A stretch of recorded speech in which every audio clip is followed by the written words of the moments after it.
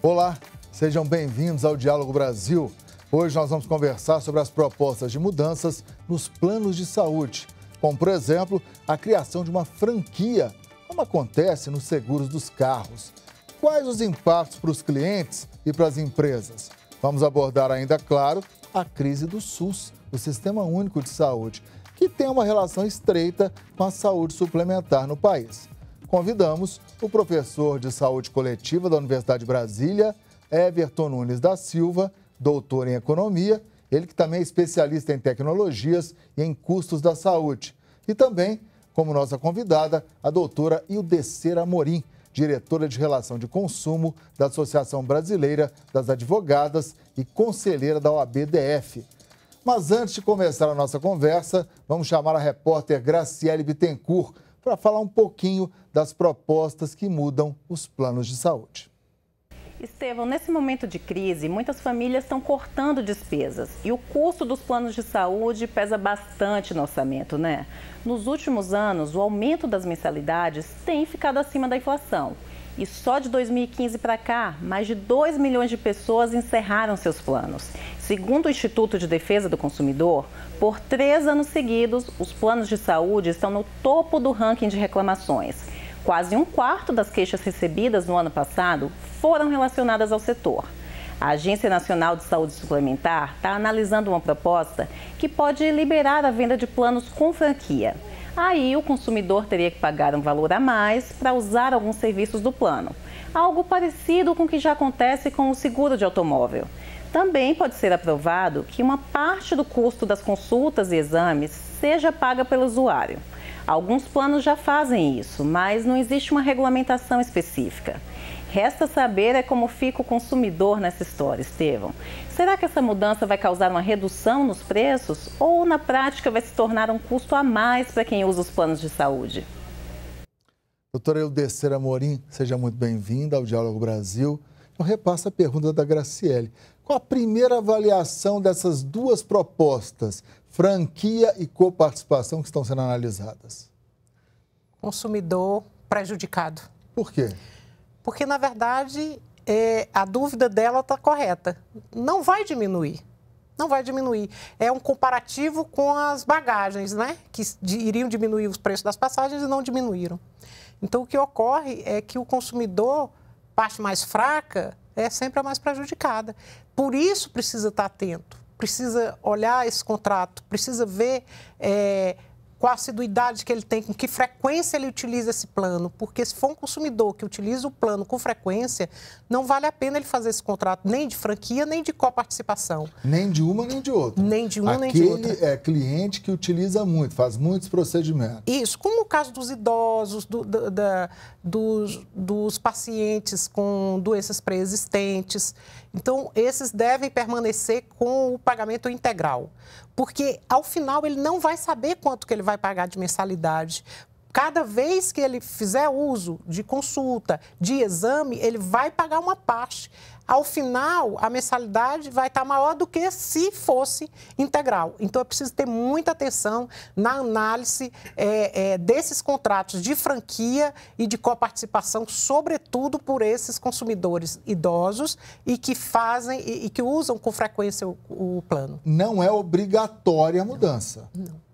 Não. Não é obrigatório.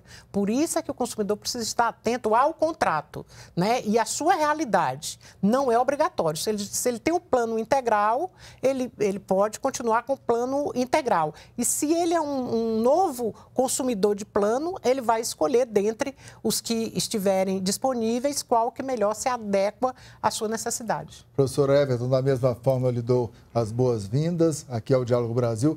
Qual a primeira análise que o senhor pode fazer para o nosso telespectador? Então, quando a gente contrata um seguro, a gente pensa de se proteger. Eu não sei quanto que eu vou precisar de recursos se eu tiver uma internação, uma doença crônica no futuro. Então, a gente paga aquela mensalidade para exatamente não precisar desembolsar uma grande quantidade de recurso no futuro, né? Porque as doenças têm uma certa imprevisibilidade. A nossa demanda por esses cuidados tem uma imprevisibilidade. Quando você coloca essa franquia, você coloca mais uma carga para o consumidor. Então, de certa forma, isso pode gerar um efeito negativo de você ter o plano e não conseguir acessá-lo, porque você vai ter que pagar uma taxa extra, que seria essa franquia.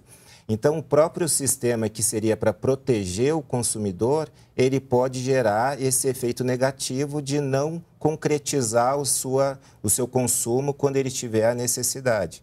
Porque cada vez mais criam-se obstáculos para você acessar o serviço de saúde. Agora, doutor Ildecir, entre os que defendem essas mudanças, e aqui cabe um registro a você, telespectador, obviamente nós convidamos representantes das empresas de plano de saúde, mas infelizmente não houve a possibilidade deles estarem aqui. Mas eles argumentam, por exemplo, doutor Ildecir, que aquelas pessoas que utilizam muito os planos e até usam, não sei se de forma errônea, mas usam de forma abusiva, procedimentos que muitas vezes nem deveriam estar sendo feitos, com a franquia isso tende a diminuir. É uma leitura que é incorreta por parte de quem defende essa mudança? Data vênia muito incorreta, porque ninguém vai para o médico, vai fazer exame porque quer.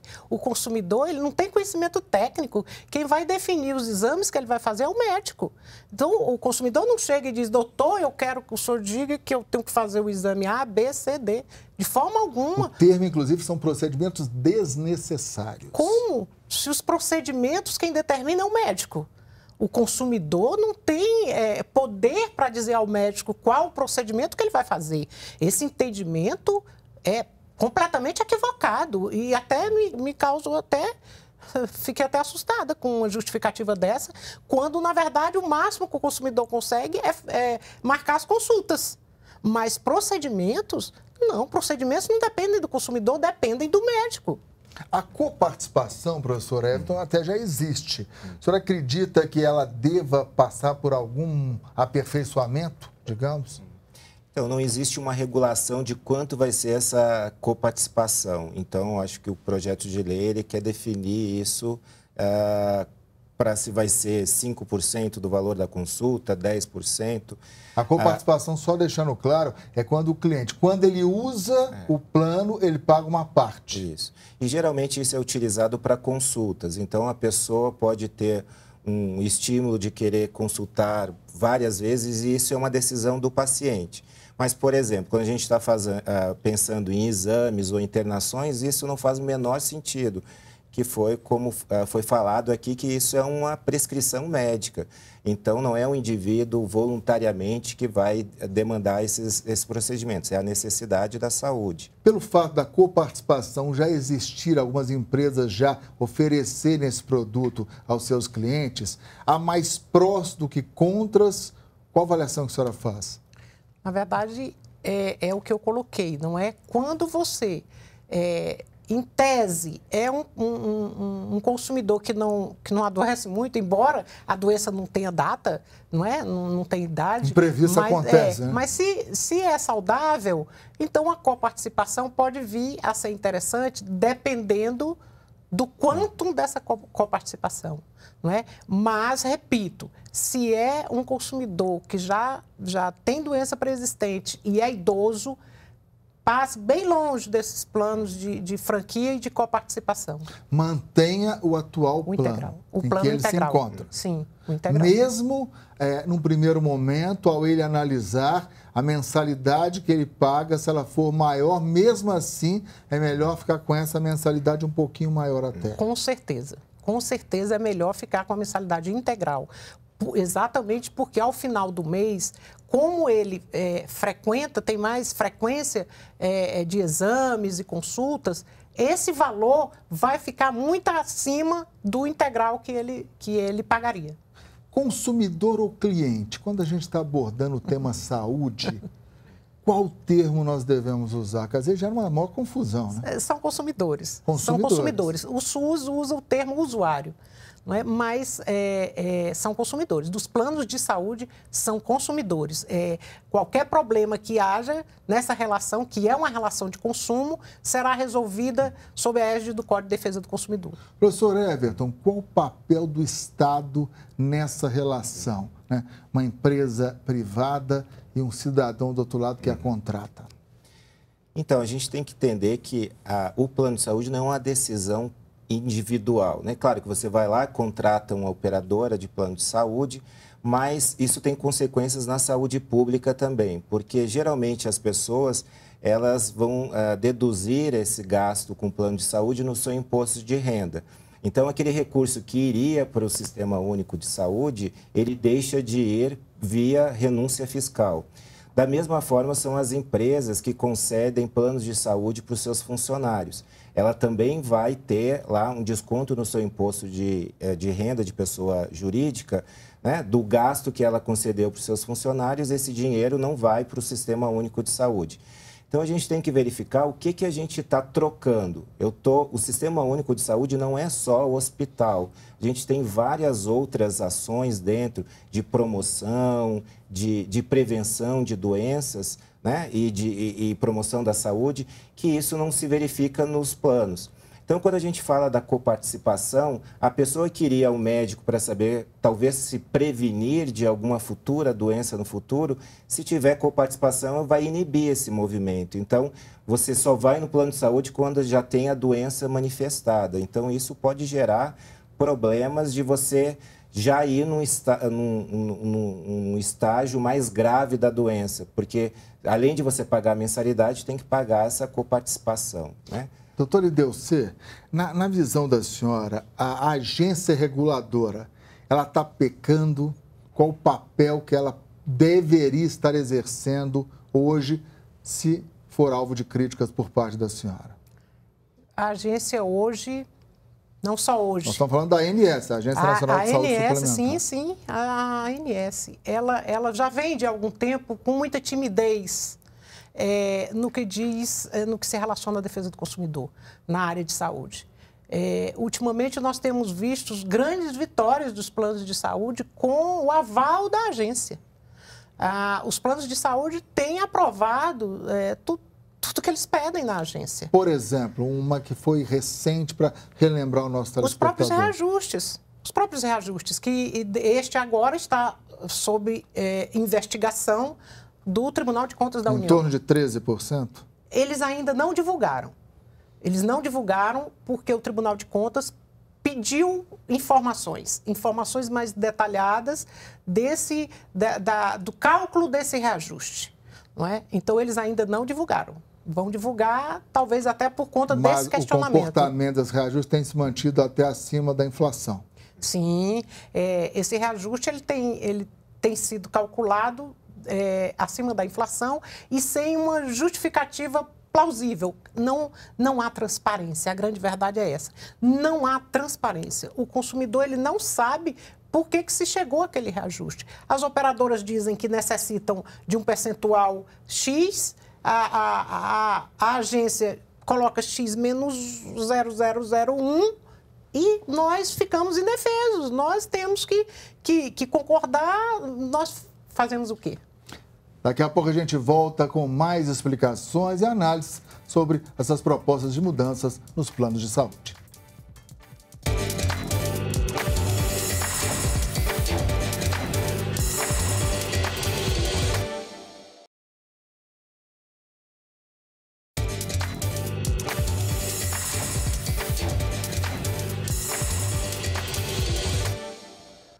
O Diálogo Brasil está de volta com a nossa conversa sobre os planos de saúde.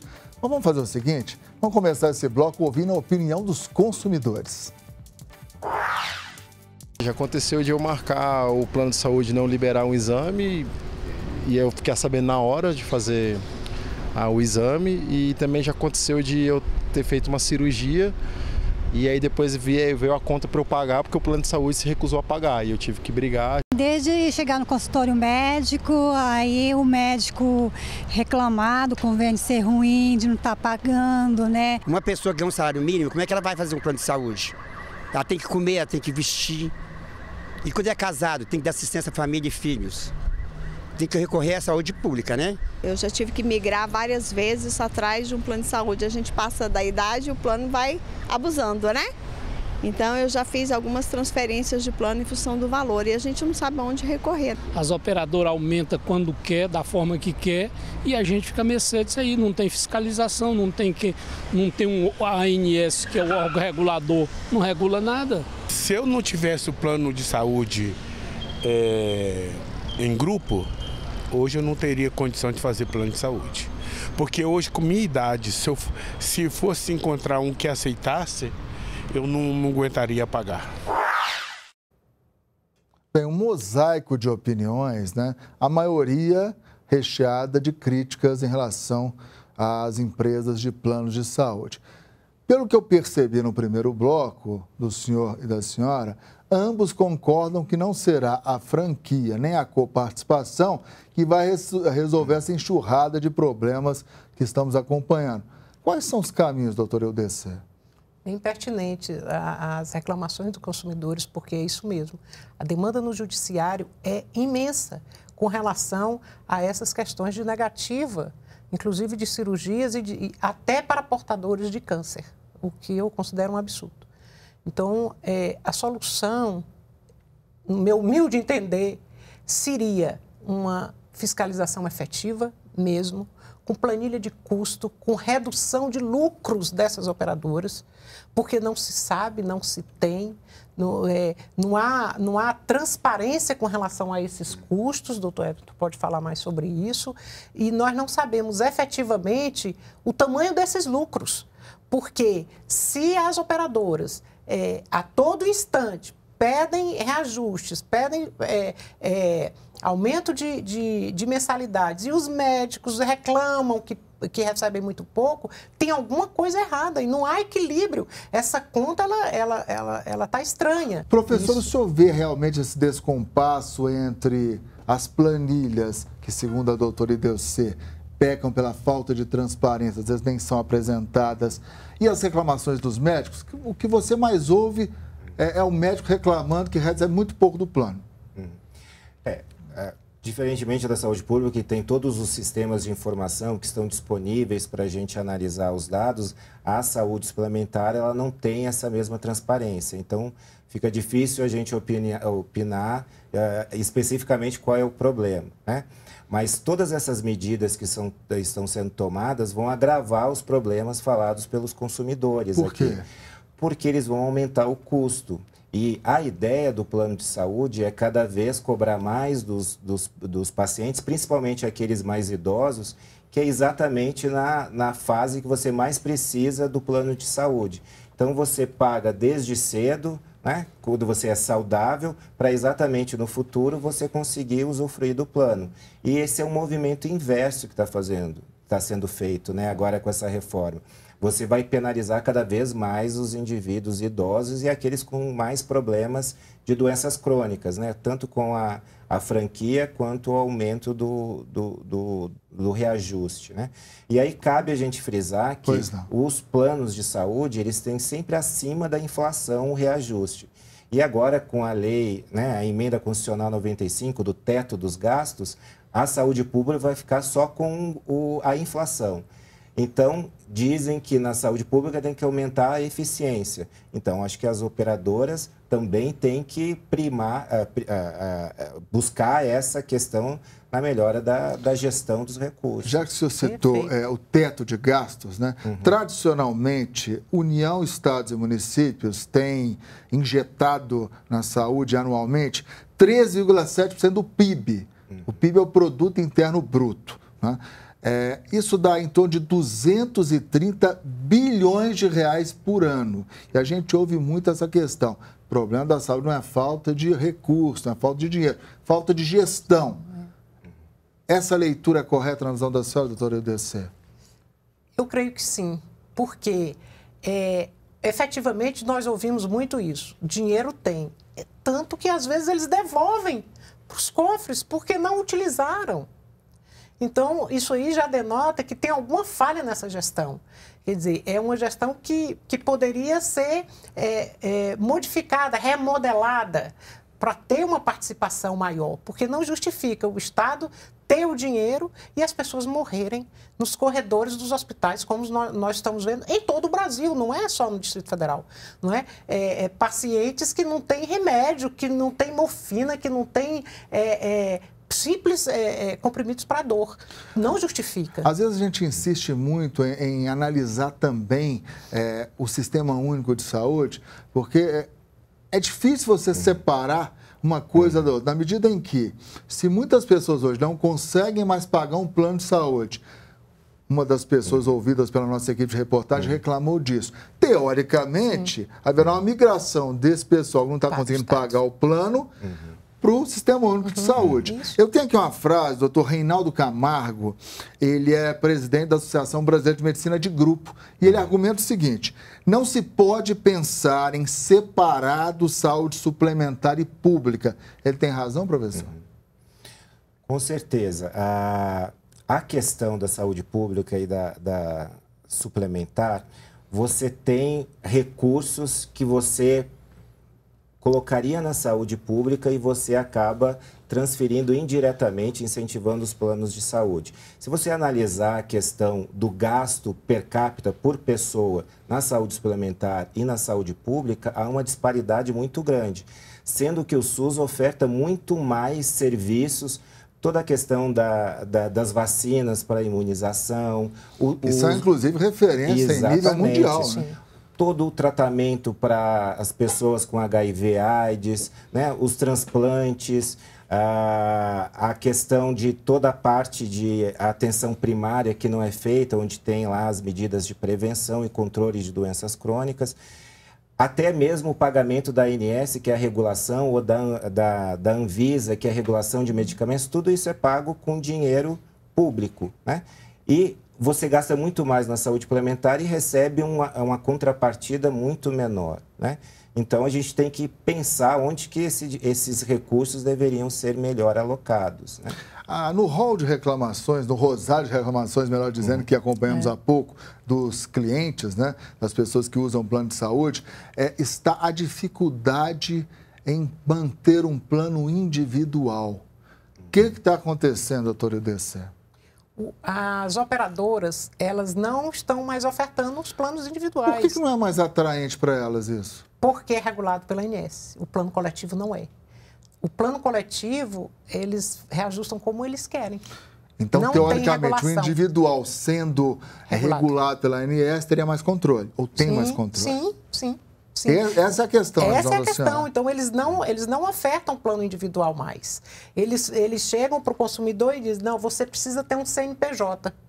Então, faz aqueles plano de grupo, cria uma empresa individual para o consumidor para que ele fique no plano coletivo ou familiar. Tem uma ideia aí do custo de adesão ao plano individual e de um plano coletivo? Os senhores têm em mãos esses dados? Ele é menor, o coletivo. Por que o coletivo um plano empresarial, um plano coletivo? Isso, porque o que acontece? Geralmente são pessoas que estão no mercado de trabalho, e se você está no mercado de trabalho, você geralmente tem uma saúde melhor, e nos individuais tem uma tendência das pessoas com mais risco de doenças crônicas acessarem. Por isso que ele é mais caro, né? Só que a questão dos planos coletivos ou empresariais, a pessoa depois que se aposenta e é onde ela vai precisar mais depois do plano, ela perde, fica descoberta. Então, eles pegam a fatia do mercado que é a melhor que tem. É a pessoa economicamente ativa, né, no mercado de trabalho, está saudável, e você acaba depois botando esse paciente já com problemas, né, de doenças crônicas no SUS. E como resolver essa questão? Foi muito oportuno esse ponto destacado pelo professor. Do ponto de vista da lei do direito do consumidor, a pessoa trabalha 30 anos numa empresa, tem a cobertura, aí de repente se aposenta ou é demitida. Não há uma regra de transição para ela continuar usufruindo isso? Há uma regra de 2 anos. 2 anos apenas? 2 anos. Depois ela tem que se virar? Depois ela pode pagar integralmente. Ela pode permanecer no plano, pagando integralmente, mas o plano não é obrigado a aceitá-la. A prorrogar esse contrato. O plano pode chegar e dizer que não interessa mais manter a pessoa. Ele simplesmente notifica. É por isso que há um número cada vez maior de ações na justiça. A senhora já citou a judicialização da saúde no Brasil. Isso fomenta essa questão? Com certeza. Com certeza, porque o consumidor se sente desprotegido, ele vai para o judiciário. Alguém tem que me ajudar. Então, ele faz a denúncia, faz a reclamação dele à justiça e a justiça, então, determina, às vezes, dependendo do caso, a justiça determina que ele permaneça no plano até encerrar o tratamento. Se ele está em tratamento médico, a justiça entende que não pode encerrar o plano enquanto ele estiver em tratamento. E aí a justiça, isso já é pacífico. Os órgãos de defesa do consumidor, daqui a pouco eu volto a conversar com o senhor, mas os órgãos de defesa do consumidor têm atuado até dando essa assistência jurídica a esses consumidores que se sentem lesados? As associações, sim. As associações, elas têm entrado com ações civis públicas também, ações individuais, não é? Agora, os órgãos PROCON, SENACOM, eles fazem as notificações, eles fazem as sugestões, não é? Mas eles não têm competência para as ações individuais.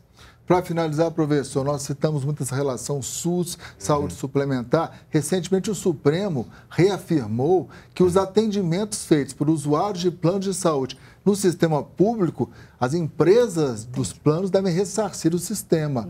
Esse é um bom caminho, foi uma boa decisão? Sim, desde 1998 tem essa lei do ressarcimento ao SUS. E eu acho que ela é bastante justa, porque se uma operadora de plano de saúde se comprometeu em ofertar aquele serviço, ela não pode transferir isso para o SUS. Mesmo o SUS sendo universal e integral, acesso público a todos, mas você tem que garantir que as operadoras vão ressarcir o Sistema Único de Saúde. E isso não acontece de forma tão efetiva, porque para ocorrer isso, a ANS tem que identificar as internações no SUS e cruzar com o nome do beneficiário do plano. E isso tem uma demora muito grande e acaba boa parte desse ressarcimento não sendo pago. Eu agradeço muito as participações de ambos. Nós vamos continuar debruçados sobre esse tema que é importantíssimo e estratégico. Se você quiser saber mais sobre o nosso programa, entre no site da TV Brasil. O Diálogo Brasil volta na segunda-feira que vem, às 10h15 da noite. Eu assumi novas funções aqui na Empresa Brasil de Comunicação. Agradeço muito, foi um tremendo aprendizado e um enorme prazer desfrutar da sua companhia. Uma boa noite a todos.